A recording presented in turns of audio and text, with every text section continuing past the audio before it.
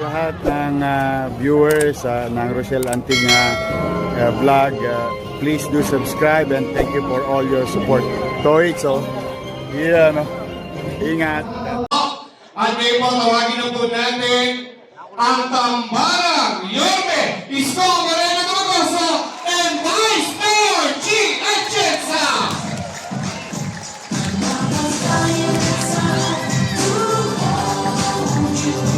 Muli, Distrito 3, Yorme Isko Moreno Tocoso and Vice Mayor G.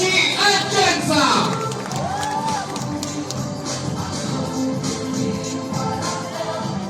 At ngayon po, sa pagpapatuloy po ng ating programa, panoorin po natin ang video na ito. Noong ako ay bata pa, dinalabuhan ko ng aking amahan si Dating Mayor Atienza sa Malate City Jail para mamahagi ng mga pagkain sa mga nakakulong nating mga kababayan. Pagkatapos po noon, inutos po niya sa akin na mabuhay ng para sa Panginoon, ipagtanggol ang mga naapi at tumulong sa mga nangangailangan. Naging pera po yun ang aking buhay. Gumawa po ako ng mga proyekto para makatulong sa mga kababayan natin na salat sa buhay. Noong ako po ay parang isang pagpapalita sa telebisyon, ako po yung ng programa na magpapakita sa kondisyon ng ating mga kapatid na nasa laylayan ng lipunan para kahit na paano may mapakita ko sa gobyerno kung ano ang problema ng ating bansa at kung paano tayo maaaring makatulong. At dyan ko po nakita na ang tanging nasagutan dito ay ang pagtulong sa ating mga kababayan na tumayos din ng mga paa sa pamamagitan ng mga library projects. Noong isang taon, tinanggap ko po ang pagiging direktor ng Kababaihan ng Maynila sapagkat naniniwala ako na kapag mabigyan ng ating mga kababayan ng pag-asa at panlaban sa buhay sa munting proyekto at siya na ito tayo makakagawa ng mga makabuluhang mga bagay na maaaring itaas ang atas ng buhay ng ating kababayan.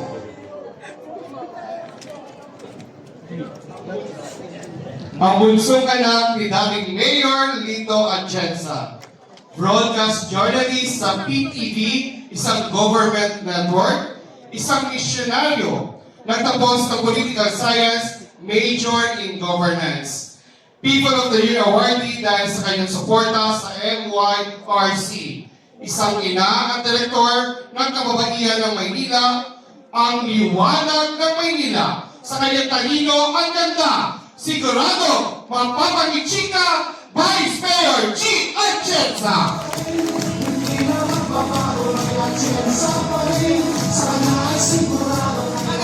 Magandang hapon po sa inyong lahat. Kamusta po kayo?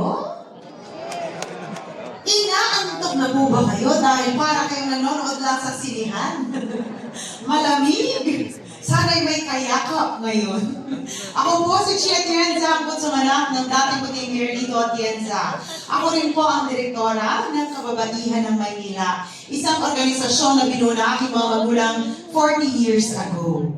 Tinitingnan ko ang inyong mga mukha at iba'y nakikilala ko ng mga original members ng Kababaihan ng Maynila. Naaalala niyo po ba nung ito'y nag-uumpisa? Merong isang maliit na matabang bata na nasa likuran ng aking ina noon. Ako po yun. Hindi ko naman aakalain. Ako pala ang magpapatuloy ng mga nasikula nila. At kagaya rin po ng aking kapatid na si... Hindi po may ang sasabihin ko. Pero pag nakita niyo siya, pakisabi sa kanya, mas maganda siya sa akin. Dahil gustong-gusto niya, kinikilig yun. Pag naririnig yun. Ang babanggitin ko po kapatid ay si Kuya Kim. Tayo-tayo lang naman. Yung totoo po, hindi ko kayo isusumbong.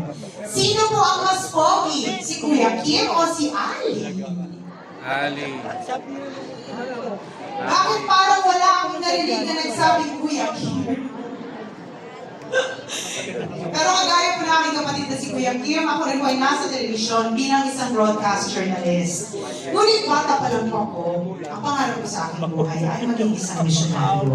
Ngunit hindi po yun nais sa katuparan. Kaya ipinangako ko sa Panginoon kung saan man niya akong kailangang dadalhin, bibit-bitin ko na lang doon ang puso ng misyonaryo. Kaya ako po ay naging isang broadcast journalist for 7 years. Ako po ay umikot sa ating bansa para kunin ang kwento ng ating mga kababayan na napag-iwanan sa laylayan ng lipunan. At ginamit ko po ang aking boses para maisigaw ang kanilang hinaing sa gobyerno. Ngunit sa totoo lang po, sa paglilibot namin ni Yorme dito sa Maynila, pagpunta po namin sa inyong distrito, nakita ko hindi pala kailangan lumayo.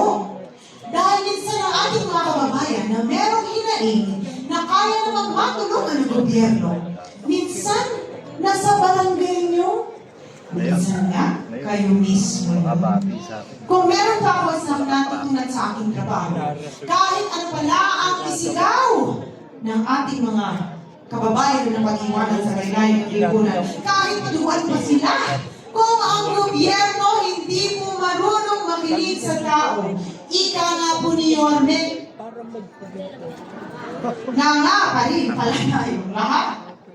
Kaya nung tinanong po niya ako kung maaari niya ako maging katambal bilang vice-alkalde, ang inisip ko, siguro may magagawa na rin ako. Pero bago po ako pumayag, tinignan ko muna kung pareho kami ng puso, kung pareho kami ng pinaglalaban. Dahil bilang isang broadcast journalist, meron po akong mga nilayong sektor ng ating lipunan. At ginamit ko nga po ang aking boses para sila ay mapakinggan. Pero bago ang lahat, alam ko, ang tawag nyo sa aking ama ay Bulak-Lakin. Tama po ba ako?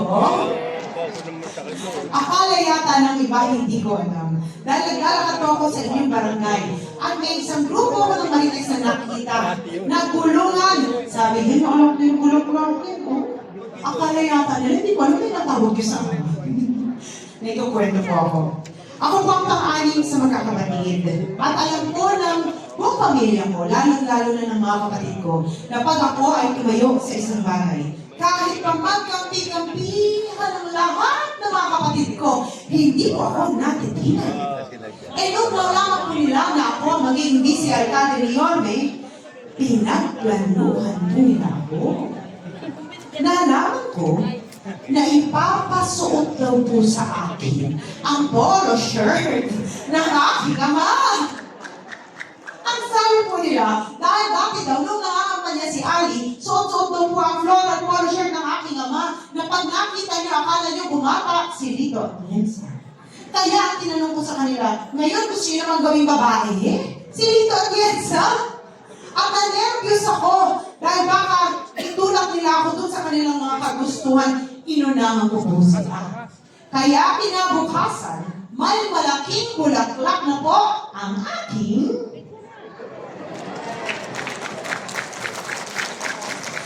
di naman bigyan ko sila, pero nasunod pa rin ang aking kagustuhan.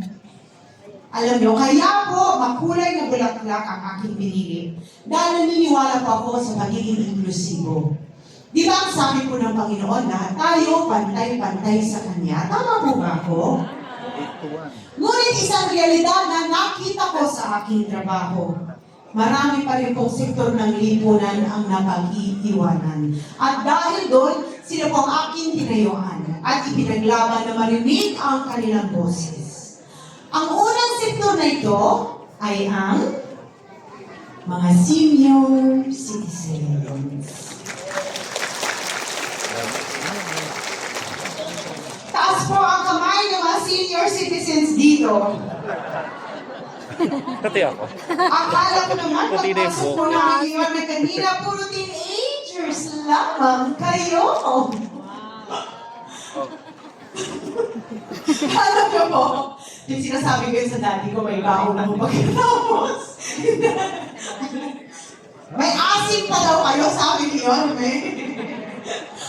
Pero alam niyo, sa totoo lang, nung kami bata pa, kami ay inalagaan at minahal ninyo. Kung hindi po yun yung ginawa para sa aming lahat, wala po kaming lahat dito ngayon. Kaya ngayong nagbaliktad na ang mundo, kami naman ang malakas, kami naman dapat ang mag-alaga at magtanggol sa inyo. Tinignan ko po ang mga ginawa ni Yorme nung siya ay alkalde ng Maynila. Tinignan ko kung inalagaan niyo kayo.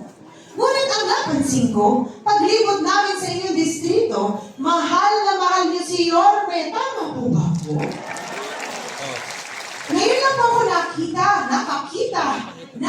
senior citizen na naka-wheelchair na po ng 10 taon at hindi po naglalakad.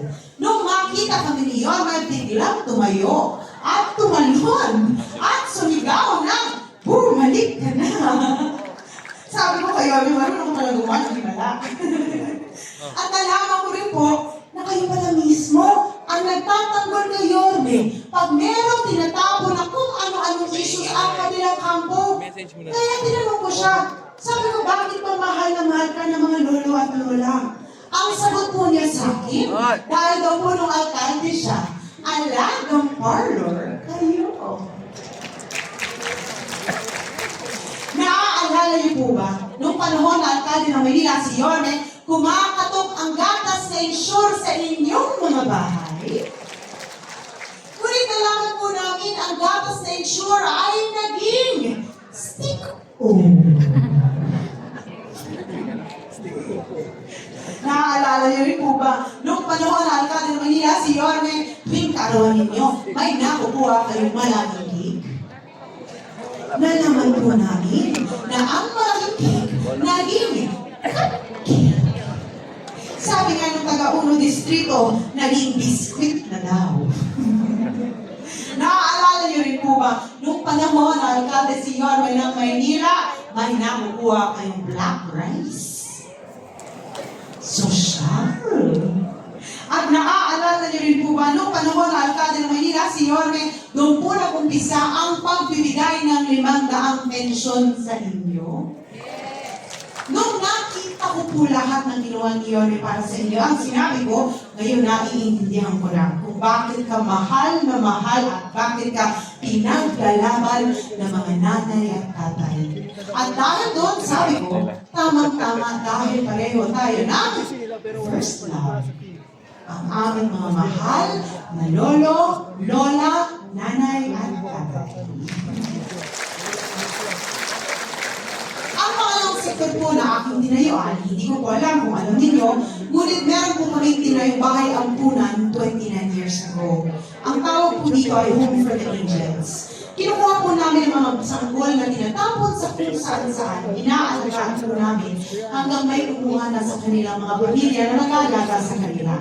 At dahil meron po itong 2 sanggol noon na walang may gustong kumuha dahil pareho po may kapansanan, ngayon po, sila ay aking mga kapatid na.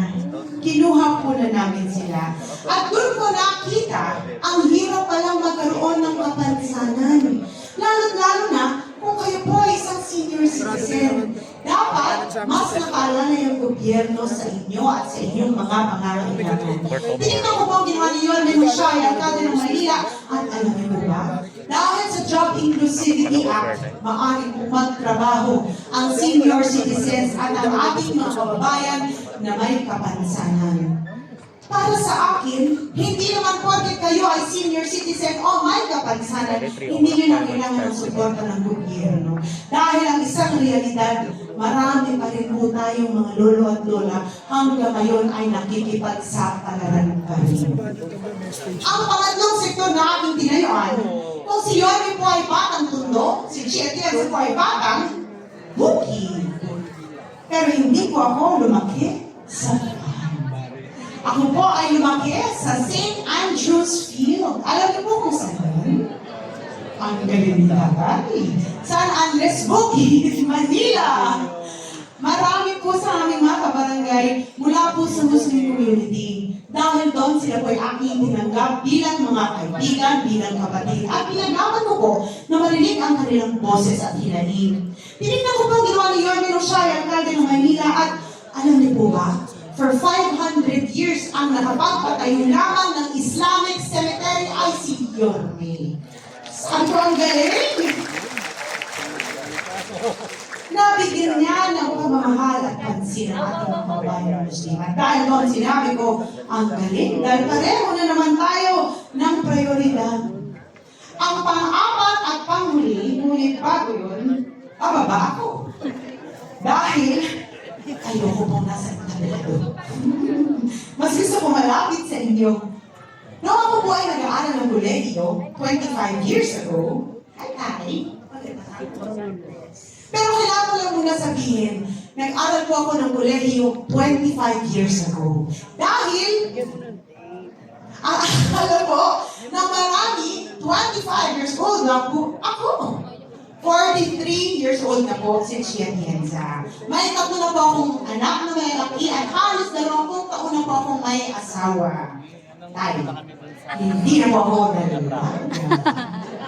Dala na po ako.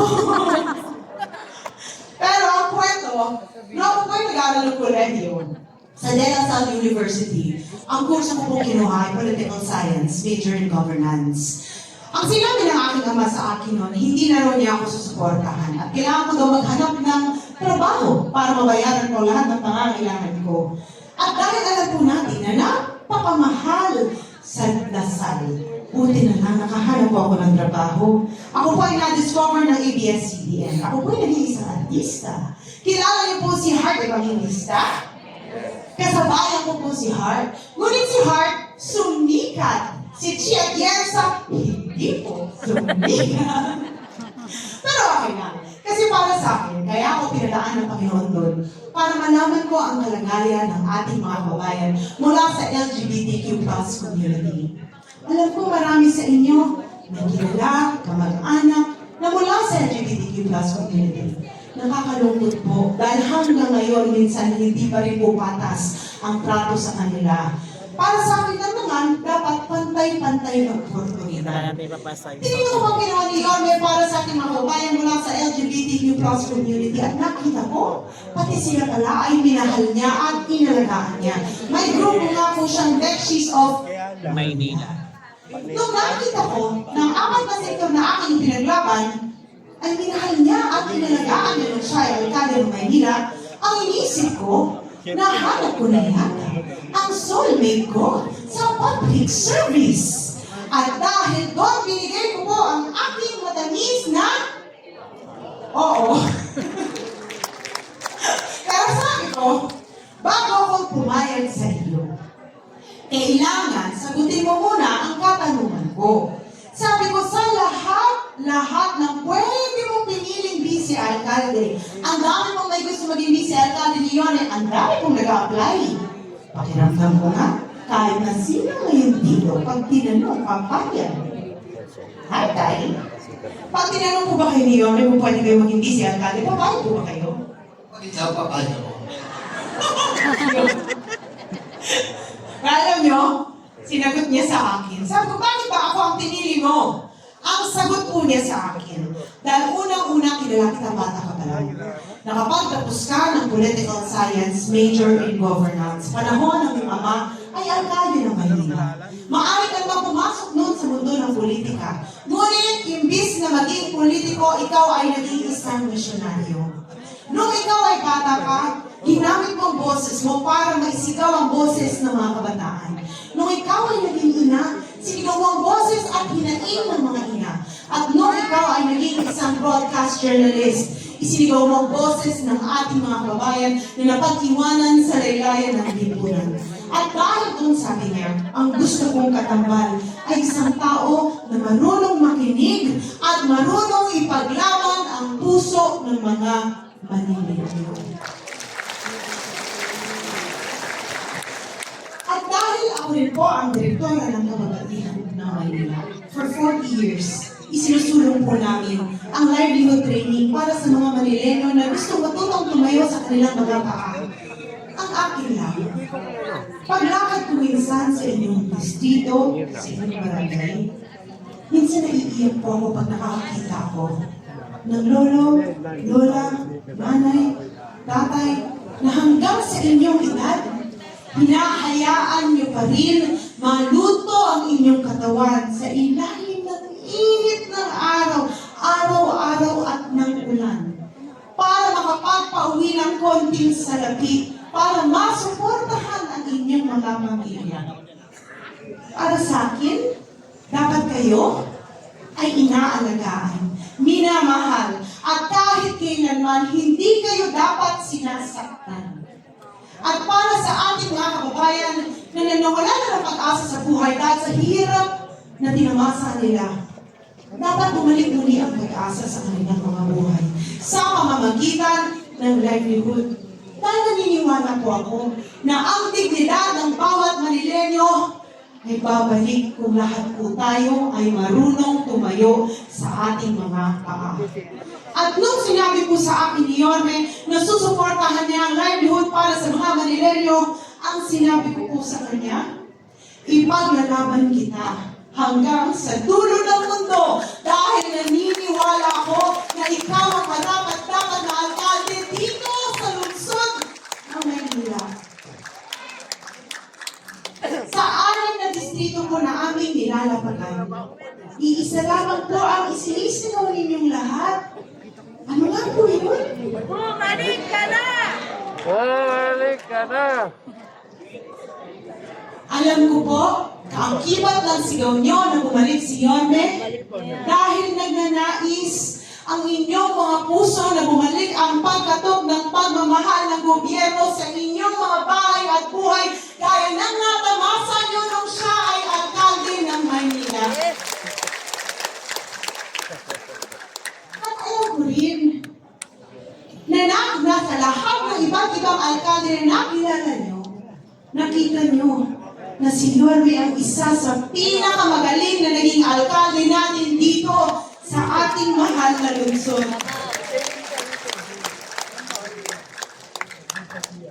Alam ko rin, pag tinitingnan ko ang inyong mga mata, naiintindihan ko kung anong nasa puso nyo. Gusto ninyo na habang narito kayo sa mundong ibabaw, gusto nyo malaman na kayo pa rin ay importante at kayo pa rin ay napakikinggan.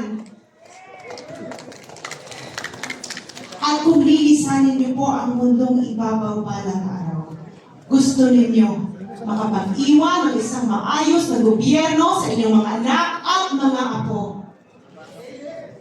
Huwag po kayong mag-alala dahil babalik na po si Yorme Isko Moreno.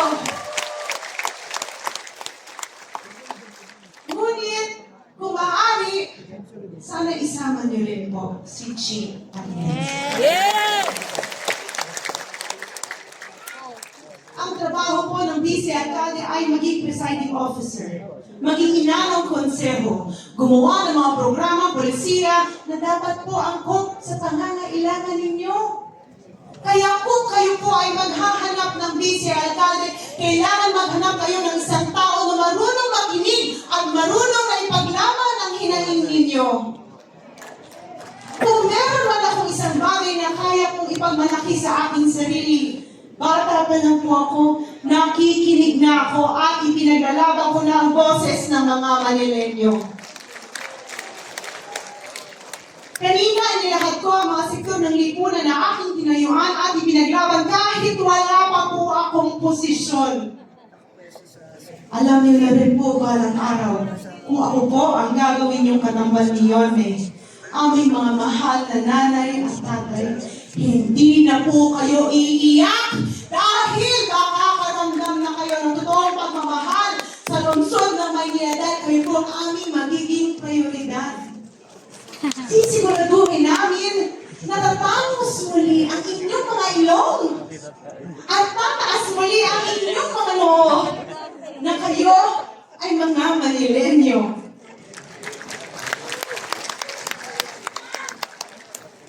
Alam niyo, bata pa lang po ako. Ako po ang hinubog ng aking ama, ng Panginoon, at ng pagkakataon para ipagpatuloy ang kanyang nasakulan dito sa ating lungsod. Siya po ay naging isang vice mayor ng 2 termino, isang magaling at mabisang vice alkalde, at tinuro po niyo sa akin kung paano maging isang mabisa na vice alkalde na may integridad na susuporta sa kanyang alkalde. Makakaasa po kayo na balang araw, susuportahan ko po ng buong-buo si Yorme Isko Moreno Tumagoso. Dahil naniniwala po ako na ang pagsuporta ko kay Yorme ay suporta ko sa bawat lolo at lola, nanay at tatay na narito ngayon. At alam niyo po, alam ko, marami sa mga programa at polisiya na minahal niyo ni Yorme, napalitan po ng administrasyon ngayon. O Huwag po kayong mag-alala. Dahil alam namin gano'ng ka-importante ito para sa inyo. Kaya balang araw, ibabalik po namin ang lahat ng buong buo ang mga programa at pulisiya na naging malapit sa inyong mga puso na tunay na tumulong sa inyong mga buhay. Kaya kailangan po, kung susuportahan niyo po kami ni Yorme, sana suportahan niyo po ang lahat ng mga konsihal na nasa likuran ko ngayon under Yorme's choice. Dahil kailangan po namin ng mga kasama sa konseho. At dahil kailangan din po namin ng tulong mula sa national government, sana tulungan niyo rin po ang aking congresswoman. Congresswoman Apple Nieto. Hindi po ako maalis sa kahit na anong lugar.